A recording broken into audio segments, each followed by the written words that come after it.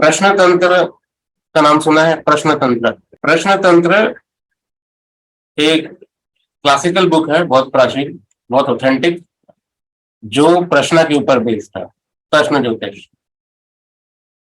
है ना। अगर आपको तार्किक पढ़ना है, तार्किक, तो बिना प्रश्न तंत्र के तार्किक सब्जेक्ट में कभी मास्टरी नहीं कर सकते आप। ठीक है, तो प्रश्न तंत्र बुक जरूर पढ़ें जो प्रश्न में इंटरेस्टेड है।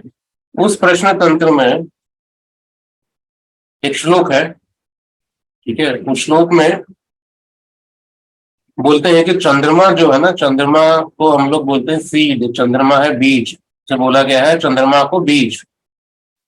ठीक है, लग्न को बोला गया है फ्लावर, पुष्प। चंद्रमा बीज स्वरूप है, लग्न जो होता है वो पुष्प स्वरूप है। नवमांश जो होता है, नवमांश लग्न, उसको हमने बोला फ्रूट, फल। और जो भाव जिसको हम बोलते हैं हाउसेस, उसको बोलते हैं हम लोग टेस्ट। उस फल का क्या टेस्ट होगा वो आपको कौन देगा? भाव। ठीक है, ये प्रश्न तंत्र में ये आपको श्लोक बड़ा क्लियर कट मिलता है, नोट कर लेना आप लोग, प्रश्न तंत्र रेफरेंस। ये अगर ये कॉन्सेप्ट आज आपको समझ में आ गया ना, आपके बहुत सारे डाउट्स आपके क्लियर हो जाएंगे। ठीक है, कब आपको लग्न यूज करना है, कब चंद्रमा यूज करना है, कब हाउस को कैसे यूज करना है। चंद्रमा हो गया आपका बीज, लग्न हो गया पुष्प, नवमांश हो गया आपका फ्रूट यानी फल, और उसका टेस्ट जो मिलेगा वो मिलेगा भाव के साथ। ठीक है, ये है प्रश्न तंत्र का वचन।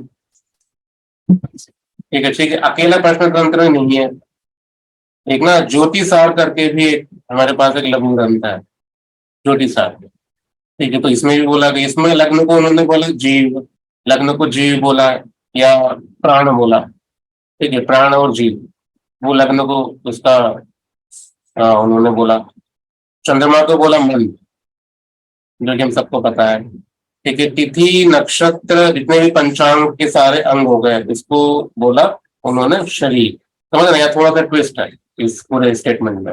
वहां हमारा स्टेटमेंट तो बड़ा क्लियर था, इसमें उन्होंने क्या बोला? इसमें उन्होंने बोला कि लग्न हो गया आपका जीव और प्राण, चंद्रमा हो गया मन, और पंचांग जो है, पंचांग के जितने भी आपके अंग होते हैं, इसको उन्होंने बोला बॉडी।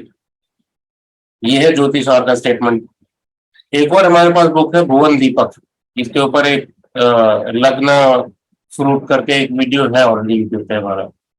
ठीक है, तो ये भुवन दीपक भी सेम स्टेटमेंट देता है। भुवन दीपक के ऑथर ये बोलते हैं कि चंद्रमा को उन्होंने भी बीज बोला, लग्न को बोला फ्लावर, पुष्प, नवमांश को बोला फ्रूट, और बाकी 12 ऑर्गन्स को उन्होंने बोला टेस्ट। सेम वही स्टेटमेंट जो प्रश्न तंत्र में है। ये है भुवन दीपक, जिस बुक का नाम अभी मैं बता रहा हूँ वो है भुवन दीपक, BHUVAN, भुवन दीपक। ये प्रश्न की बुक है, बहुत प्यारी सी बुक है, छोटी सी बुक है, बहुत क्रिस्टल क्लियर सूत्र दिए हुए हैं। इसके ऊपर बुक रिव्यू भी है मेरा, आप नेट पर टाइप करोगे भुवन दीपक विनायक भट्ट, आपको मिल जाएगा। ठीक है, 2 घंटे का बुक रिव्यू है, उस बुक में क्या पढ़ना है, कैसे पढ़ना है, पूरे डिटेल में है, वो भी आप लोग लिख सकते हैं, उसका भी है। ठीक है, देखो, और गर्ग ऋषि, गर्ग ऋषि का भी नाम आपने सुना होगा। ठीक है, गर्ग ऋषि, नारद, कश्यप और आचार्य लल्ल, LALLA, लल्ल बोलते हैं, ठीक है, ये भी आचार्य है। आचार्य लल्ल, गर्ग ऋषि, नारद, कश्यप, इन्होंने कभी भी तिथि नक्षत्र और योग को इंपॉर्टेंस नहीं दिया। ठीक है, बट उन्होंने इंपॉर्टेंस दिया चंद्रमा और लग्न को। ध्यान देना, नारद, कश्यप और ये गर्ग ऋषि वो ऋषि हैं जो जिनकी सबसे पुरानी बुक्स मिलती हैं ज्योतिष की। इन लोगों ने कभी पंचांग, तिथि, नक्षत्र, इन सबको इंपॉर्टेंस नहीं दिया। नक्षत्र की उन्होंने बहुत ज्यादा कुछ बात नहीं करी है, पर इंपॉर्टेंस की बात आती है तो उन्होंने इंपॉर्टेंस दिया लग्न और चंद्रमा को। ठीक है, तो अभी ये मैं आपसे क्यों डिस्कस कर रहा हूँ? ठीक है, अभी जस्ट हमने फिलोसॉफिकल एंगल में समझा चंद्रमा ऐसा है वैसा है, क्योंकि हमने बात करी सब कुछ। बट यहाँ पर शास्त्र क्या बोलता है, ये बड़ा क्लियर है। वो कहते हैं चंद्रमा जो है ना बीज है। अगर आपको मैं कोई बीज दूं, मैं आपसे बोलूं मुझे बीज हाथ में पकड़ के रखो और मुझे बताओ कि इसमें से क्या निकलने वाला है, इसमें से आम का पेड़ निकलेगा कि एप्पल सेब निकलने वाला है या ऑरेंज निकलेगा, क्या निकलेगा? बता दोगे आप में से कोई? अगर मैं आपको ऐसे बीज दे दूं, बहुत छोटे छोटे बीज सारे एक जैसे दिखने, बट आप बता दो कि इस बीज में से एग्जैक्टली क्या निकलने वाला है, क्या इसमें आगे फल निकलेंगे नहीं निकलेंगे। अगर आम की गुठली में आपको बीज दूं और बोलूं कि मुझे बताओ कि इसमें से जो आम निकलेंगे सच में आम निकलेंगे, कैसे आम निकलेंगे, क्या ये बीज आपको बता पाएगा कि इसकी डेस्टिनी क्या होने वाली है आगे, क्या ये अपने फाइनल डेस्टिनेशन तक पहुंच जाएगा?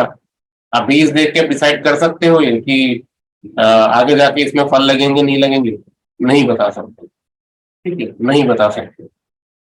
उस बीज का जो पूरा जो एनर्जी है ना, जो पूरी बीज की जो क्या बोलते हैं, जो ताकत, जो भविष्य की जो सारी संभावना उस बीज के अंदर है, उस बीज के अंदर खोखलापन होता है, होलोनेस, है ना। वो जो खोखले, वो जो उसके अंदर एम्प्टी स्पेस है ना, उसके अंदर है सारी ऊर्जा। वो भविष्य का निर्माता है उस बीज का, उससे भविष्य निकलने वाला है। चंद्रमा वो है, ठीक है, चंद्रमा वो एनर्जी है जो भविष्य निर्माण करेगी आपका। बट उसके अंदर क्या छुपा है ये नहीं पता किसी को। आपके भविष्य में क्या, ये नहीं पता। बड़े से जाना जा सकता है, ज्योतिष यही माध्यम है। इसीलिए आप ध्यान देना, कभी भी कोई ऋषि जब बात करेगा ना, हमेशा रिफरेंस टू चंद्रमा। सुदर्शन चक्र, चंद्रमा इंपॉर्टेंट। वहां सूर्य भी इंपॉर्टेंट है, सूर्य के लिए कभी और बात करेंगे, बट अभी चंद्रमा हमारा टॉपिक है। तो आज आपको समझ में आना चाहिए कि चंद्रमा उन्होंने क्यों एक पॉइंट आउट किया, लग्न भी उसमें इंपॉर्टेंस दिया उन्होंने। सुदर्शन चक्र पद्धति में सूर्य चंद्र लग्न, लग्न तीनों ही इंपॉर्टेंट है। ये स्टेटमेंट बोलता है चंद्रमा है बीज, बीज से क्या बनेगा, मिलता है पुष्प, पहले फ्लावर। प्रोसेस यही है ना, पहले बीज, पौधा होगा, पौधे में फ्लावर बनेंगे, ठीक है, पुष्प आएंगे, उस पुष्प से फिर बनेगा फ्रूट, उस फ्रूट का टेस्ट होगा अपना, फिर वही फ्रूट दोबारा बीज बन जाएगा, अपने सोर्स से दोबारा मिल जाएगा, पूरा साइकिल है। ठीक है, तो उन्होंने बोला चंद्रमा जो है ना वो सोर्स है, उसके अंदर सारा भविष्य छुपा है। इसलिए हम बोल, इसलिए हर जगह बोल रहे हैं कि सीड सीड, तो चंद्रमा को सीड समझे। तो कोई भी गणना जब आप चंद्रमा के थ्रू करते हो, तो ध्यान देना कि वहां पर आप ये निश्चित कर रहे हो कि वहां से जो भविष्य निकलने वाला है वो चंद्रमा उसका बीज हो। तो इसलिए मैच मेकिंग में जब भी आप लोग चंद्रमा के बेसिस पे सारे जो गुण मिलाने का सिस्टम जो बनाया गया था ना, वो सोर्स को कंसिडर करके बनाया जा रहा है, वो बीज को कंसिडर कर रहा है। क्योंकि आपका जो रिलेशनशिप जो स्टार्ट होगा ना, वो एक फ्रेश है, वो बिल्कुल नया है, वो एक नया आपका अध्याय स्टार्ट होगा।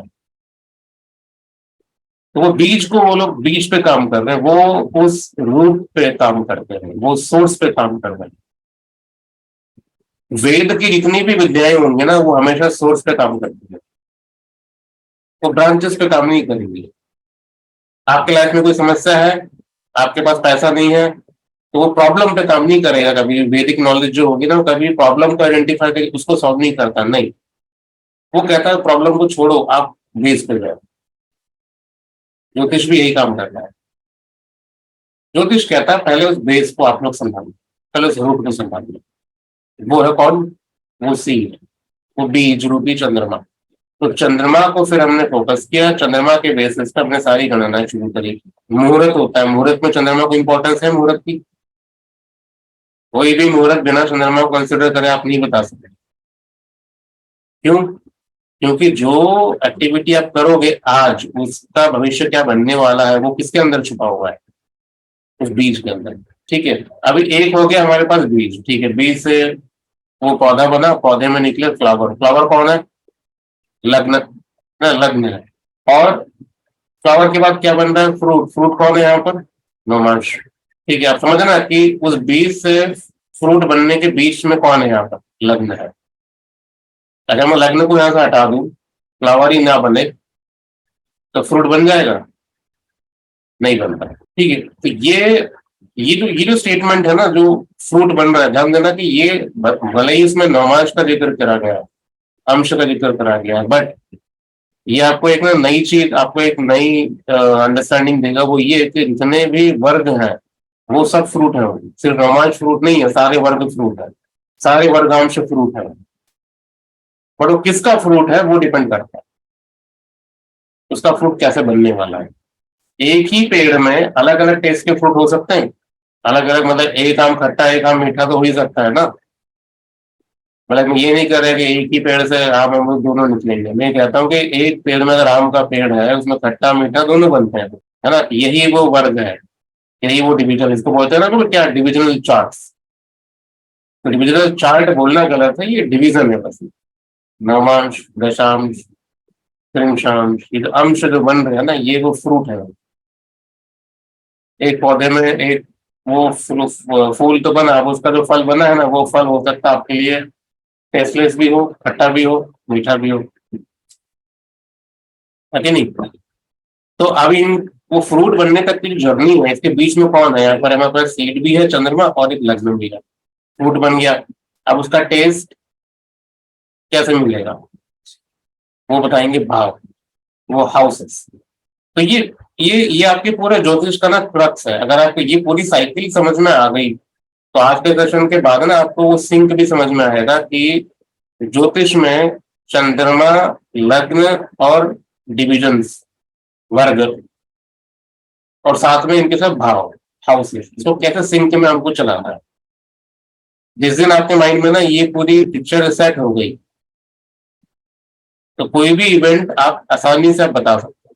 आप जब मैरिज हम लोग देखते हैं, मैरिज की हम बात करेंगे, तो उसका सीड कौन है, वो सीड कहाँ से बनेगा, वो सीड, ये जो मैं आपको बताने वाला हूँ थोड़ा ध्यान से समझना इसको आप, ठीक है, क्योंकि इसका एप्लीकेशन एक क्लास में नहीं होगा। ये आपको एक्सपीरियंस चाहिए, या आपको रिसर्च अपने लेवल पर आपको मेहनत करनी पड़ेगी। ये जो नेक्स्ट स्टेटमेंट होगा इसको पूरा अप्लाई करने की। कोई भी इवेंट जब आप देखते हो, उसका सीन पहले आप समझो। हमारा कॉन्टेक्स्ट आज हम लोग मैरिज की बात कर रहे हैं, तो मैरिज हो गया आपका 7th हाउस। चंद्रमा से 7th हाउस जो होगा ना, वो बीज है उस रिलेशनशिप, उस मैरिज का। अब वो खाली बीज है बस, कोई डिसाइडेड नहीं है कुछ भी अभी क्या इससे आगे बनने वाला है, पर बीज है। चंद्रमा से 7th हाउस की अगर यहाँ पर डिस्ट्रॉय हो गया, अब बीज ही गड़बड़ है, तो फिर आगे क्या निकलेगा, क्या बनेगा, कोई गारंटी कुछ नहीं। मैरिज नहीं होगी, होगी ठीक है होगी, मतलब 2 दिन में डिवोर्स, 3 दिन में सेपरेट हो गए, ये स्थिति आती है जो चंद्रमा के 7th हाउस में रिफ्लेक्टेड होता है, क्योंकि बीज है। ये पॉइंट क्लियर। नेक्स्ट टाइम चंद्रमा से 7th आपने देखा, ओके है, कोई दिक्कत नहीं है। फिर देखो लग्न से 7th, लग्न से 7th आपको क्या बता रहा है, फ्लावर। वो जो बीज था वो फ्लावर बनने का लग्न से 7th। तो आप जो ज्योतिष में जो आप लोग यूज कर रहे हो ना, वो आपकी जर्नी स्टार्ट हो रही है फ्लावर्स के साथ। आपने सीड देखा ही नहीं है, चंद्रमा 7th आपने इग्नोर किया, अब डायरेक्ट गए फ्लावर के ऊपर। लग्न से 7th हाउस आपने देख लिया, मान के चलो लग्न से 7th आपका अच्छा है, बहुत अच्छा है, कुंडली बहुत अच्छा प्लेस्ड है, बट वहां पे सीड ही गड़बड़ है। अब आप वेट करते रहोगे कि यार योग आ रहे हैं जा रहे हैं, दशा चल रही नहीं चल रही है, मैरिज ही नहीं हुई, क्यों, ये सीड में ही नहीं था कुछ, तो बीज ही गड़बड़ है। ठीक है, एक पॉसिबिलिटी बनती है ये। तो अच्छा ठीक है, सीड भी अच्छा निकला, लग्न से 7th पुष्प भी अच्छे बन गए। अब क्या नेक्स्ट स्टेप, नवमांश, लग्न से सप्तमेश जो है, 7th लॉर्ड, वो आप देखो नवमांश में कैसा है, वो है फ्रूट। मैं दोबारा क्लियर कर दूं, मैं ये नहीं बोल रहा कि नवमांश कुंडली में 7th हाउस देखो, नहीं। मैं बहुत क्लियर हूं उसमें, मैं कह रहा हूं कि 7th जो लॉर्ड है आपकी कुंडली का, सप्तमेश जो है आपकी जन्म कुंडली का, उसकी स्थिति देखनी है नवमांश के अंदर। ठीक है, वो है आपका फ्रूट। अच्छी प्लेसमेंट नहीं है, डेबिलिटेशन में चला गया, एनिमी साइन में चला गया, एनिमी के साथ बैठ गया। अब हुआ क्या कि सीड अच्छा है, फ्लावर भी बन गए, बट फ्रूट नहीं है, फ्रूट में कीड़े लगे हुए हैं। ठीक है, मैरिज हो गई, सब हो गया, बट मैरिज का फ्रूट क्या बना, डिसहार्मनी चल रही है, ब्रेकअप्स हो रहे हैं, एक घर में रह रहे हैं अलग अलग रूम में, कोई आपस में कोई रिलेशन नहीं है, इन लॉ के साथ अच्छी नहीं बन रही, ये कब हो रहा है, फ्रूट अच्छा नहीं है। अब गड़बड़ हो गया, फ्रूट आपका सड़ा हुआ फ्रूट निकला या ऐसा निकला, बट उसका टेस्ट भी मैटर करता है ना। उसका टेस्ट कैसे मिलेगा? वो टेस्ट मिलेगा भाव के साथ। अब समझना कि भाव किसको बोला जा रहा है यहाँ पर। नवांश के भाव को नहीं बोल रहे हैं। जो नवांश में आपकी जो राशि, जहां पर वो सप्तमेश पड़ा हुआ है ना, वो राशि आपके लग्न कुंडली में किसी भाव में होगी, वो भाव आपका टेस्ट बताएगा उसका। ये पूरा जब पूरा साइकिल बताया ना, इसमें इसमें दो चीजें आपको बड़ी क्लियर हो जाएंगी यार। एक तो ये कि हर इवेंट को निकालने का ना एक तरीका है। इसको सीड की, आप इसको सोचो ही, आप ऐसा एक सीड को बनाओ, एक फ्लावर बनाओ, एक फ्रूट बनाओ, एक उसका टेस्ट बताओ।